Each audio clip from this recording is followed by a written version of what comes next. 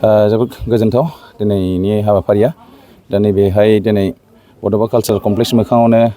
दैख्लं खुंगुर बसुमतारी बिथां गेदेमा देंखोगिरि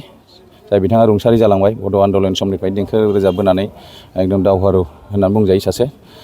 बिथांनि मुर्ति गायसननायजों लोगोसे स्टेचु गायसननायजों लोगोसे दिनै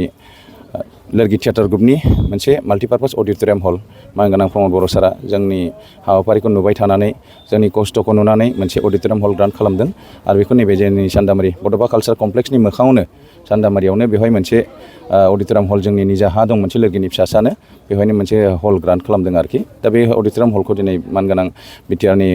गाहाय मावफुं सोद्रोमा प्रमद बर' सारा बे गायसननानै गालांबाय बेखौनो जोङो बिथांनिसिम बिराद साबायखर बावहरदों आरोखि जोंनि लोरगि थियेटार ग्रुपनि फारसेनिफ्राय आरो जों बे खामानियानो जोंनि थाखाय बिराद गिदिर थुलुंगानाय आरो जों जेखिनि खस्थ' मस्थ' जे खामानि मावबोदों सिगांनिफ्राय गुबुन समावबो जोंना मानगोनां चिफ सारा सापर्ट होबाय थादों जोंखौ इन्टारनेसनेल थियेटार फेस्टिभेल खुंनायफोरजों लोगोसे जोंनि हाबाफारिफोराव आरो बेनिखायनो जोङो रोजा रोजा साबायखर बावबो थोआ थारमाने मानगोनां सारनिसिम दा बेवहाय जोङो गोरायै साबसिनै खामानि मावलांनो हागोन होननानै मिजिंथिबाय जोंनि बे हलाव आरोखि बेयो 1 कटिनि बाजेटआव दा बेवहाय